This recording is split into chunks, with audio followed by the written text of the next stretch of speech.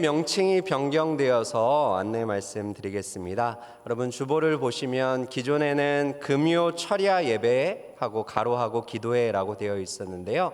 이제 철야자가 빠졌습니다. 금요 예배, 가로, 기도회 이렇게 이제 수정이 되었습니다. 그래서 그 점 기억하여 주시고요.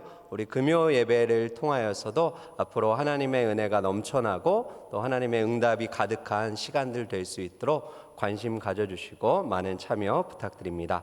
함께 보실 하나님의 말씀은 히브리서 11장 8절에서 10절 말씀입니다. 신약성경 364페이지쯤에 있습니다. 히브리서 11장 8절, 9절, 10절 말씀입니다.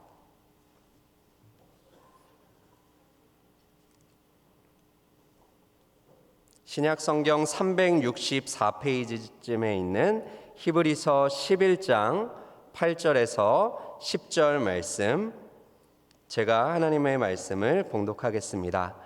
믿음으로 아브라함은 부르심을 받았을 때에 순종하여 장래의 유업으로 받을 땅에 나아갈새 갈 바를 알지 못하고 나아갔으며, 믿음으로 그가 이방의 땅에 있는 것 같이 약속의 땅에 거류하여 동일한 약속을 유업으로 함께 받은 이삭 및 야곱과 더불어 장막에 거하였으니, 이는 그가 하나님이 계획하시고 지으실 터가 있는 성을 바랐음이라. 아멘. 여러분 여행 좋아하시나요? 2025년 새해가 됐는데 새해 여행 계획들 있으신가요? 저도 여행을 좋아합니다. 가끔 친구들의 카카오톡 프로필 사진을 넘겨가면서 보게 되면 여행 가서 찍은 사진들을 올려놓는 경우를 보게 됩니다. 내가 다녀온 곳의 사진이 나오면 반갑기도 하고요. 또 새로운 곳의 사진을 보게 되면 나도 한번 가보고 싶다, 정말 멋지다라는 그런 마음이 들기도 합니다.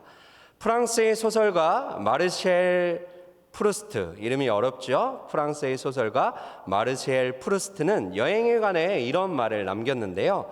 진정한 여행은 새로운 풍경을 보는 것이 아니라 새로운 시야를 갖게 되는 것이다. 진정한 여행은 새로운 풍경을 보는 것이 아니라 새로운 시야를 갖는 것이다. 많은 사람들이 인생을 여행에 비유합니다. 우리는 2024년이라는 여행을 끝마쳤죠. 그리고 2025년이라는 새로운 여행을 시작했습니다. 저는 오늘 말씀과 함께하는 이 여행을 통해서 인생에 대한 새로운 시야가 우리 가운데 활짝 열리게 되기를 바랍니다. 그래서 2025년 새해에는 날마다 주님과 함께 믿음으로 여행하는 즐거움이 우리 모두에게 있기를 주님의 이름으로 축원합니다. 우리가 아브라함의 인생을 보면 잊지 못할 두 번의 여행이 있었습니다. 첫 번째 여행은 창세기 12장에서 고향과 친척과 아버지 집을 떠나는 여행이었죠. 두 번째 여행은 창세기 22장에서 독자 이삭을 번제로 드리기 위해 모리아 산으로 떠난 여행입니다. 첫 번째 여행이 믿음의 시작이었다면 두 번째 여행은 믿음의 절정이었습니다. 그리고 이 모든 믿음의 여행은 하나님의 부르심에서 시작되었습니다. 아브라함이 먼저 이 여행을 주도적으로 계획해서 시작한 것이 아니었죠. 하나님께서 아브라함을 찾아오셨고 하나님께서 아브라함을 불러주셨습니다. 스데반은 사도행전 7장 2절에서 이렇게 증언을 하고 있는데요. 자막을 통해 한번 보시죠. 스데반이 이르되 여러분 부형들이여 들으소서. 우리 조상 아브라함이 하란에 있기 전 메소포타미아에 있을 때에 영광의 하나님이 그에게 보여. 여러분, 아브라함이 메소포타미아에 있을 때 그 지역은 우상 숭배의 중심지였습니다. 그때 아브라함은 하나님을 찾지도 않는 사람이었고 하나님을 부르지도 않는, 하나님을 예배하지 않던 우상을 섬기던 사람이었죠. 그러나 어느 날 영광의 하나님이 아브라함을 찾아오셨습니다. 아브라함을 불러주셨죠. 그때부터 믿음의 여행이 시작된 것입니다. 믿음의 여행을 위해서 아브라함은 먼저 떠나야 했습니다. 아브라함이 떠나야 했던 것은 세 가지였죠. 고향과 친척과 아버지의 집을 떠나라 라고 말씀하십니다. 하나님께서 요구하신 것은 단순한 공간의 이동, 이사 차원의 요구를 하고 있는 것이 아니었습니다. 삶의 기반과 의지하던 모든 것을 떠나가라는 명령이었죠. 먼저 고향을 떠나야 했습니다. 고향은 어떠한 곳인가요? 익숙하고 편안한 곳입니다. 믿음이 없어도 살만한 곳이죠. 그런데 하나님은 믿음이 없어도 살만한 그곳을 떠나 믿음이 아니고서는 살 수 없는 곳으로 나아가라고 말씀하십니다. 여러분, 오늘 나는 믿음이 없어도 살만한 곳에 있습니까? 아니면 믿음이 아니면 살 수 없는 곳에 있습니까? 또한 친척을 떠나야 했습니다. 고향이 환경을 의미한다면 친척은 사람을 의미합니다. 익숙한 사람, 가까운 사람, 내가 필요할 때 언제든 달려와서 나를 위로해주고 도와줄 그 사람들을 떠나라고 하시죠. 여러분, 이것은 모든 가족 관계를 끊고 모든 우정 관계를 끊으라는 의미는 아니겠죠. 핵심은 사람을 의지하던 삶의 방식을 떠나 이제는 하나님을 의지하는 삶의 방식으로 나아가라 라고 말씀하십니다. 또한 아버지의 집을 떠나야 합니다. 아버지의 집은 어떠한 곳인가요? 삶의 기반이 있는 든든한 안전지대와 같은 곳이죠. 모든 것이 보장되어 있는 든든한 곳입니다. 그런데 하나님은 안전지대를 떠나서 믿음의 모험을 시작하라고 아브라함을 부르셨습니다. 이처럼 아브라함이 떠나야 할 것에 대해서 세 가지로 구체적으로 언급을 하셨죠. 그런데 가야 할 곳에 대해서는 구체적인 언급이 나오지 않습니다. 여러분, 창세기 12장 1절 유명한 말씀이죠. 자막을 통해서 우리 한번 같이 읽어볼까요? 시작. 여호와께서 아브라함에게 이르시되 너는 너의 고향과 친척과 아버지의 집을 떠나 내가 내게 보여줄 땅으로 가라. 어디로 가라 하시죠? 내가 너에게 보여줄 땅으로 가라. 모호하게 말씀을 하고 계세요. 내가 보여준 땅, 과거에 보여줬지 그 땅 가면 돼 이렇게 말씀하는 게 아니죠. 지금 내가 여기로 가라고 주소 알려줬지 거기로 가면 돼 이렇게 말씀하시지 않고 보여줄 땅으로 가야 한다 말씀하십니다. 불확실한 미래를 향하여 믿음으로 출발하라 라고 하시는 거죠. 여러분, 아브라함이 고향을 떠날 때에 사람들이, 이웃과 친척들이 물었겠죠. 아브라함, 아브라함, 이곳을 떠나 어디로 가려고 하는 건가요? 그때 아브라함은 이렇게 대답을 했을 겁니다. 나는 잘 모릅니다. 하나님께서 보여주실 땅으로 갈 것입니다. 세상 사람들의 눈에 무책임하고 바보와 같은 그러한 모습이죠. 갈 곳을 모르는데 안정적인 그 모든 것을 내려놓고 떠나는 것은 상식적으로 이해가 되지 않습니다. 갈 곳이 정해져 있으면 떠나는 것 이해가 할 수 있죠. 그런데 정해지지 않은 상황에서, 불확실한 상황에서 하나님께서는 가라라고 말씀하십니다. 성경은 이러한 아브라함의 행동을 믿음이다, 오늘 본문을 통하여 우리가 확인할 수 있죠. 오늘 본문 8절 한번 성경을 통해 보시겠어요? 히브리서 11장 8절. 믿음으로 아브라함은 부르심을 받았을 때에 순종하여 장래의 유업으로 받을 땅에 나아갈세. 함께 읽겠습니다. 갈 바를 알지 못하고 나아갔으며. 아브라함이 여행을 시작하고 출발하는데 갈 바를 알지 못하고 나섰다라고 얘기하고 있죠. 여러분, 믿음의 삶은 갈 바를 알지 못하지만 하나님을 알기에 가능한 삶인 것이죠. 갈 바는 우리가 알지 못합니다. 올 한 해 어떠한 길을 우리가 가야 될지 알지 못하지만 하나님을 알기에, 하나님의 함께하심과 선하심과 인도하심을 알기에 믿음으로 우리도 그 여행을 할 수 있는 것이죠. 여러분, 그런데 하나님이 우리의 인생을 인도하시는데 정확한 주소지를 적어주면서 올 한 해 2025년은 너가 여기에 도착하게 될 거야 라고 주소를 가르쳐주면서 인도하지 않으신다라는 거예요. 구체적으로 내비게이션 경로를 다 보여주면서 이제 여기서는 우회전할 거고, 여기서는 좌회전할 거고, 여기서는 잠시 멈춰갈 거고, 그 경로를 다 보여주고 인도하지 않으세요. 그 대신 우리가 믿음으로 나아가야 할 방향이 어디인지, 옳은 방향, 바른 방향을 우리에게 분명하게 제시해 주십니다. 따라서 우리는 신자로서 하나님이 원하시는 삶의 방향이 어디인지를 날마다 묻고 또 물어야 합니다. 내가 정말 하나님이 원하시는 방향으로 나아가고 있는가? 아니면 내가 원하는 방향, 세상 사람들이 가는 방향으로 휩쓸려 가고 있지는 않은가? 그것을 우리는 확인해야 하는 것이죠.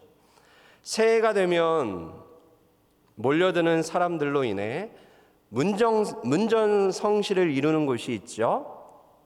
어딜까요? 바로 점집입니다. 요즘 같은 불황에도 점집은 불황이 없어요. 새해가 되면 사람들이 너나 할 것 없이 몰려듭니다. 중년의 어머니들은 남편과 자식의 앞날을 걱정하며 소문난 철학관을 찾아 발걸음을 옮깁니다. 또한 취업과 결혼을 고민하는 청년들은 사주 카페와 타로 점집을 찾아 그렇게 점을 보지요.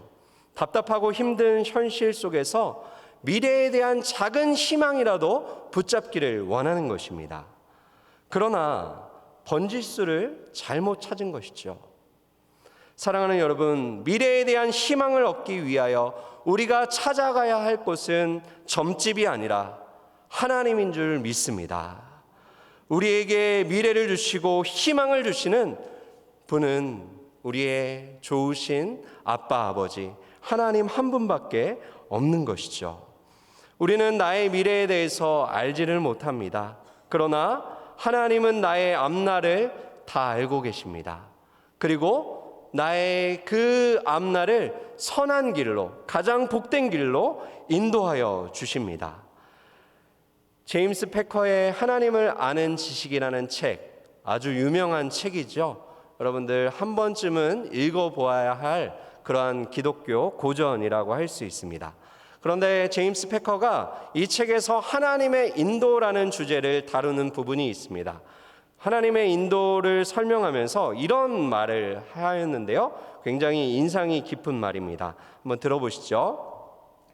우리가 현재 행동하기 위해 필요한 것 이상으로 미래에 대해서 알려주신다거나 한 번에 한 걸음 이상을 인도하시는 것은 하나님의 방법이 아닙니다.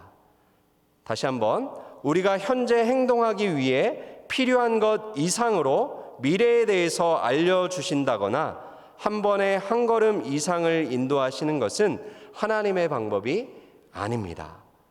여러분, 필요한 것 이상으로 미래에 대해서 알려주시는 것은, 다시 말해 점술과 사주는 하나님의 방법이 아닌 것이죠. 우리를 인도하시는 하나님의 방법은 한 걸음씩만 인도하신다는 거예요. 이와 관련하여 킴 윅스라는 분의 이야기를 나누고자 합니다. 여러분, 킴 윅스라는 분은 한국계 미국인으로 맹인 성악가로 활동을 하였습니다. 그녀는 6.25 때 두 눈을 잃고 전쟁 고아가 되었지요. 그 후 홀트 아동복지를 통하여 미국의 기독교 가정에 입양이 되었습니다. 그리고 부모님의 사랑을 받으며 자랐고 인디애나 주립대학과 오스트리아에서 이제 성악을 전공하며 이렇게 성악가로 이제 길들을 가게 되었습니다. 그리고 그 후에 빌리 그레함 목사님을 만나게 되었고 함께 사역을 하면서 전도 집회가 있는 곳마다 가서 간증하고 찬양하는 그러한 일들을 하게 되었죠. 특별히 1981년에는 한국을 방문하여 세종문화회관에서 콘서트를 열고 간증도 하였는데요. 간증을 통해 그녀는 자신의 인생 여정을 나누면서 하나님께서 어떻게 자신의 삶을 인도했는지를 고백했습니다. 그녀의 간증이 이래요. 한번 들어보시죠. 사람들이 시각장애인인 나를 인도할 때에는 100m 앞에 장애물이 있다고 말하지 않습니다. 자매님, 바로 앞에 물이 있으니 한 걸음 옆으로 떼세요 라고 말합니다. 앞에 계단이 있으니 발을 올려놓으세요 라고 말합니다. 나는 그저 나를 인도하는 분을 온전히 믿고 한 걸음씩 한 걸음씩 옮기기만 하면 어느덧 내가 가고자 하는 목적지에 도착하게 됩니다. 하나님께서 우리를 인도하시는 방법도 이와 같습니다. 우리는 10년 후, 20년 후를 알지 못합니다. 단지 오늘 하루하루를 믿음으로 순종하며 살아갈 뿐입니다. 그러면 마침내 하나님께서 약속하시고 계획하신 바로 그곳에 우리는 도착하게 될 것입니다. 사랑하는 여러분, 한 걸음 한 걸음 인도하시는 것이 하나님의 방법임을 확신하시면서 오늘도 나와 함께 하시며 나의 걸음을 지도하시고 인도하시는 주님 따라가는 저와 여러분들 되기를 주님의 이름으로 축원합니다. 하나님은 나의 인생 전체 경로를 미리 보여주시지는 않습니다. 하지만 한 걸음 한 걸음씩 빛을 비추시며 우리를 인도해 주십니다. 그 빛이 무엇입니까? 시편 기자는 이렇게 얘기하는데요. 시편 119편 105절 말씀, 우리 자막을 통해 같이 한번 읽겠습니다. 시작. 주의 말씀은 내 발의 등이요 내 길의 빛이니이다. 나의 앞길이 어두워 보여도, 나의 가는 길이 보이지 않아도 하나님께서는 말씀의 빛, 말씀의 등으로 한 걸음 한 걸음 내가 가야 할 길을 알려주실 것입니다. 여러분, 아브라함은 미래에 대한 예측이 가능했기 때문에, 가야 할 길이 다 보였기 때문에 믿음의 여행을 떠난 것이 아니었어요.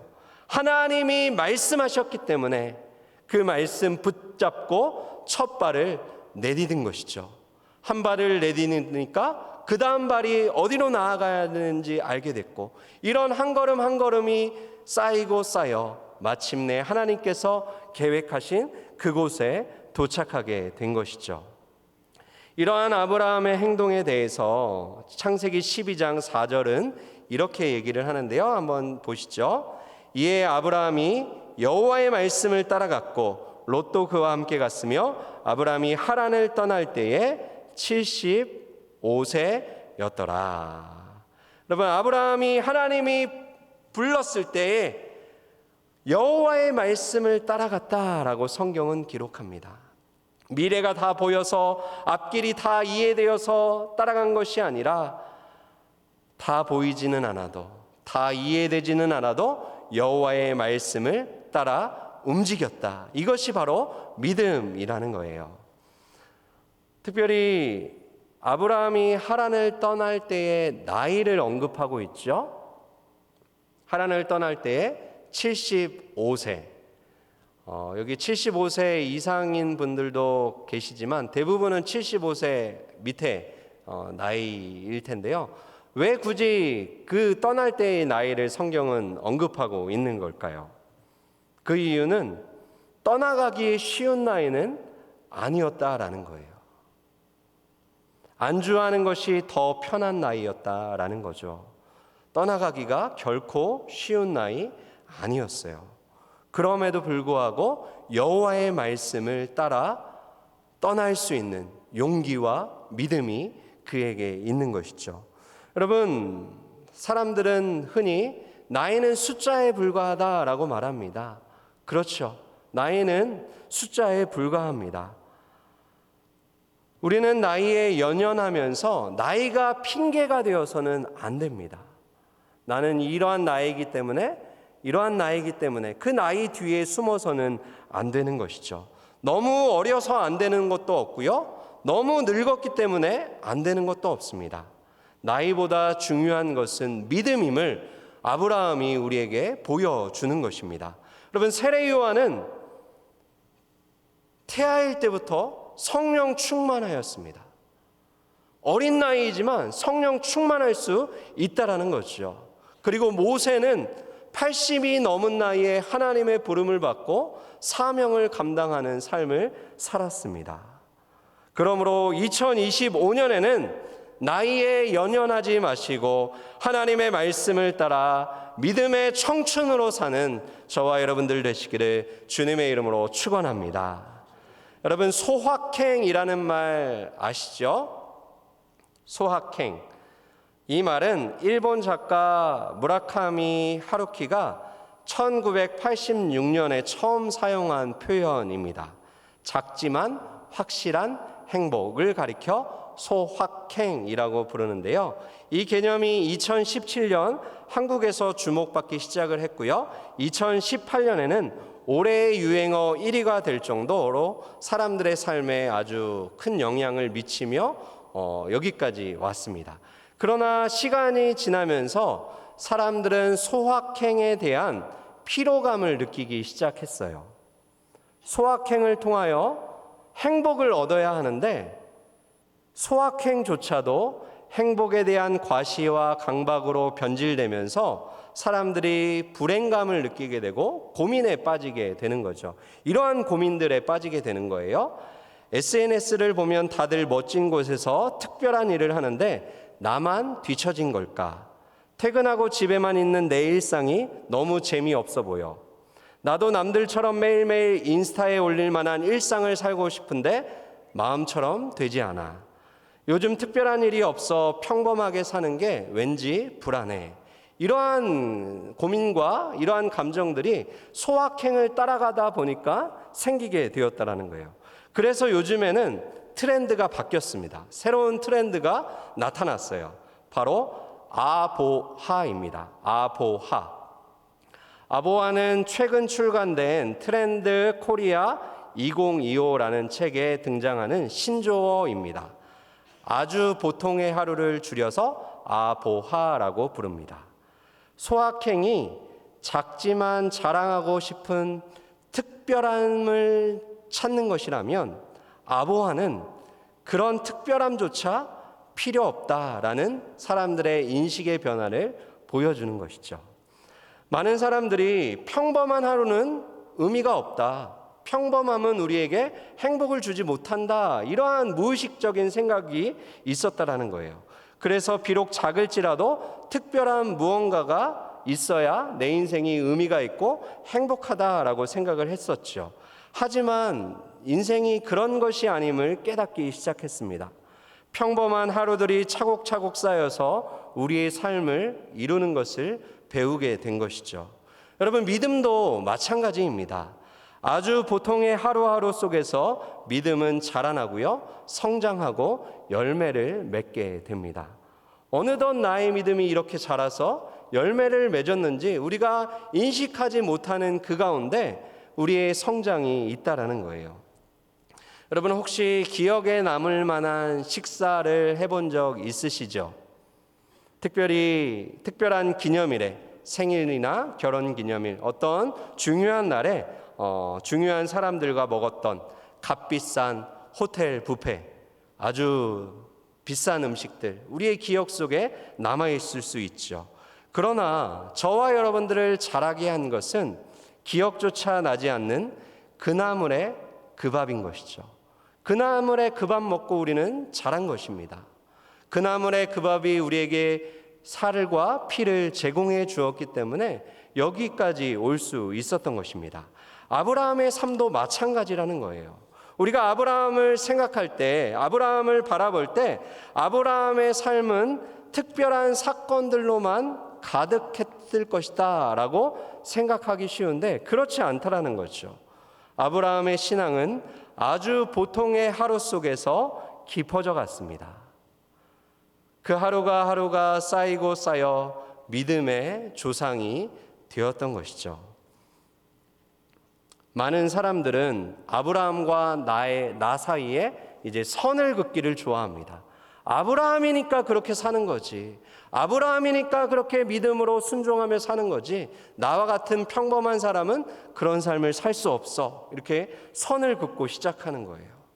그러나 성경을 보면 아브라함이 정말 특별한 사람인가 우리는 생각해 보아야 하는 거죠. 성경을 보면 하나님이 아브라함을 자주자주 찾아오셔서 자주자주 말씀하시고 그의 삶에는 특별한 사건들이 매우 많은 것처럼 그렇게 기록이 되어 있죠. 그러나 생각해 보면 그의 인생 중에 하나님이 찾아오셔서 말씀하신 사건은 그렇게 많지 않습니다. 아브라함의 인생 대부분은 아주 보통의 하루들로 채워져 있습니다. 하나님이 직접 말씀하신 날보다 말씀하시지 않은 날이 많았죠. 기적이 일어난 날보다 기적이 일어나지 않는 날들이 더 많았습니다. 신앙적으로 기록이 되거나 또한 기억이 될 만한 특별한 이벤트가 그렇게 많지는 않았다라는 거예요. 오히려 아브라함에게도 우리와 같이 대부분의 날들을 기다림과 인내의 시간들로 그렇게 살아야 했습니다. 사랑하는 여러분, 특별한 일이 없어도 특별한 일이 없는 그 보통의 날들 속에서도 하나님의 약속을 붙잡고 기다리며 살아가는 것, 인내하며 살아가는 것, 이것이 믿음의 삶인 줄 믿습니다. 아브라함은 75세에 아들을 약속받았습니다. 하지만 이삭이 태어난 것은 25년 후인 100세였지요.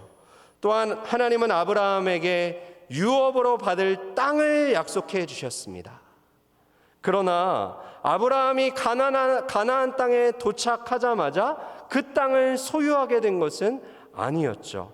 사실 아브라함은 단 한 평의 땅도 소유하지 못한 채 삶을 마감했습니다. 이러한 아브라함의 삶에 대해서 시브리서 11장 9절 오늘 본문은 이렇게 요약을 해주고 있는데요. 성경을 통해서 한번 보시죠. 시브리서 11장 9절 믿음으로 그가 이방의 땅에 있는 것 같이 약속의 땅에 거류하여 동일한 약속을 유업으로 함께 받은 이삭 및 야곱과 더불어 장막에 거하였으니. 여러분, 아브라함이 하나님의 말씀에 순종하여 떠났고 또 이제 약속하신 곳에 하나님께서 약속하신 그 땅 가나안에 이제 도착을 했어요. 그런데 약속의 땅에 도착을 했는데 성경은 이방 땅에 있는 것처럼 거류했다라고 기록합니다. 거류하다라는 단어를 우리가 보면 나그네로 머물다, 잠시 체류하다, 이방인으로 살다라는 의미예요. 여러분, 하나님이 지시해서 출발했고 도착했어요. 거기서 오래 살 것처럼 살아야 되는 거 아닌가요? 이제 거기서 정착해서 새로운 삶의 기반을 다지며 살아야 하는 것 아닌가요? 그런데 성경은 놀랍게도 그렇게 살지 않았다. 잠시 머물다 떠날 나그네처럼 살았다. 거류하며 살았다라고 얘기합니다. 아브라함 자신만 그렇게 산 것이 아니라 그 아들 이삭도 그렇게 살았고 또 손자 야곱도 약속의 땅에 살았는데 이방인처럼 나그네처럼 살았다라고 이야기하는 거죠. 굉장히 이상하지 않나요? 믿음으로 결단하였습니다. 고향과 친척과 아버지의 집을 떠나왔어요. 쉽지 않은 결정이었어요. 갈 바를 몰랐지만 한 걸음 한 걸음 주님과 동행하며 약속의 땅에 왔습니다. 그렇다면 이제 정착해야 하잖아요. 집도 짓고 성도 쌓으면서 삶의 터전을 부지런히 읽어야 하는 게 정상 아닌가요? 그래서 자신은 비록 새로운 터전을 일구느라 고생했지만 이제 내 아들 이삭 또 우리 손자 야곱은 이 내가 이룩한 이 삶의 터전에서 편안하고 안정적인 삶을 살아야지, 행복하게 살아야지 하면서 그것을 위하여 한평생을 바쳐야 하는 것 아닌가요? 그러나 성경은 아브라함이 그렇게 살지 않았다라고 이야기하고 있습니다. 집을 짓고 성을 쌓는 대신에 나그네처럼 장막 치고 살았다. 여기 말하는 장막은 텐트이죠. 접었다가 폈다 하는 그 텐트 속에 살았다라는 것이죠. 여러분, 이사 온 지 얼마 안 돼서 기반이 아직 마련되지 않아서 장막에 거한 것이 아니었습니다. 창세기 23장을 보시면 아브라함의 아내, 사랑하는 아내 사라가 죽게 됐죠. 그때 아브라함은 사라를 장사 지내야 하는 매장지가 필요했죠. 그래서 헷 족속을 찾아가서 이렇게 얘기를 하며 거래를 하게 됩니다. 창세기 23장 4절 말씀인데요. 우리 자막을 통해서 한번 같이 읽어볼까요? 시작. 나는 당신들 중에 나그네요 거류하는 자니이니 당신들 중에서 내게 매장할 소유지를 주어 내가 나의 죽은 자를 내 앞에서 내어다가 장사하게 하시오. 여러분, 이 말을 하고 있는 시점은 아브라함이 가나안 땅에 도착한 지 62년이 지난 시점이에요. 그런데 도착한 첫 해에도 나그네로 거류하며 살았고 60년을 그 땅에서 살았는데 여전히 그 땅 사람들에게 나는 나그네요, 당신들 중에 거류하는 사람입니다 라고 얘기하면서, 그런데 나에게 매장지가 필요하니 그 매장지를 좀 파십시오 라고 이야기를 하고 있죠. 여러분, 60년이 넘게 살았어요. 그런데 왜 스스로를 나그네요 거류하는 자라고 말하고 있는 걸까요? 그 이유는 자신이 밟고 있는 그 땅, 하나님이 가라 하셔서 오게 된 그 땅은 잠시 머무는 체류지이지 최종 목적지가 아니었기 때문입니다. 아브라함에게는 최종 목적지가 있었어요. 그것이 아브라함에게 열려진 새로운 시야였습니다. 처음에는 그 하나님이 가라고 하신 그 땅에 가서 정착하며 살면 되는 줄 알았습니다. 그런데 와보니 그곳이 최종 목적지가 아니라 하나님이 계획하시고 터를 닦으시는 한 성이 있다라는 것을 아브라함이 보게 된 것이죠. 새로운 시야가, 믿음의 시야가 활짝 열리게 된 것입니다. 여기는 체류하는 곳이구나, 잠시 머물다 떠나는 곳이구나, 내가 가야 할 곳은 따로 있구나, 하나님이 계획하셨구나, 하나님이 나와 이삭과 야곱을 위하여 준비하셨구나, 이 믿음이 생기니까 장막에 사는 것이 괜찮은 거예요. 집이 없어도, 성이 없어도 믿음으로 하루하루 사는 것이 행복했던 것이죠. 자식을 낳고 손주가 생겼지만 이 땅은 그림자일 뿐 진짜는 따로 있다는 그 믿음은 변하지 않았습니다. 그래서 아들에게, 손자에게 가르쳐 줍니다. 이 땅은 우리가 영원히 머물 땅이 아니다. 잠시 머문 나그네요, 우리가 가야 할 곳, 하나님이 계획하고 터를 닦으신 한 성이 있다라고 신앙을 전수하며 가르쳐 주었죠. 그래서 이삭과 야곱과 더불어 장막에 거하며 더 나은 본향이 있는 자처럼 더 나은 본향을 사모하는 나그네로서 하루하루를 한 걸음 한 걸음 주의 인도 따라 살며 믿음으로 신나는 즐거운 여행을 했던 것입니다. 사랑하는 여러분, 올 한 해 여러분의 믿음의 여정이 이와 같기를 주님의 이름으로 축복합니다. 하나님은 새해에도 변함없이 여러분의 한 걸음 한 걸음을 인도하여 주실 것입니다. 그러므로 특별함이 없는 보통의 날들 속에서도 하나님의 약속을 붙잡고 믿음으로 말씀을 따라 가십시오. 그렇게 믿음으로 주 예수와 동행하다 보면 마침내 영원한 하나님 나라, 저 천국, 더 나은 본향에 들어가게 될 것입니다. 바라기는 이 땅에 대한 과도한 집착과 욕심을 버리고 더 나은 본향을 가진 자답게 날마다 한 걸음씩 한 걸음씩 주와 동행하며 믿음의 여행을 계속하는 저와 여러분들 되시기를 주님의 이름으로 축원합니다. 기도하겠습니다. 오늘 우리 같이 찬양하며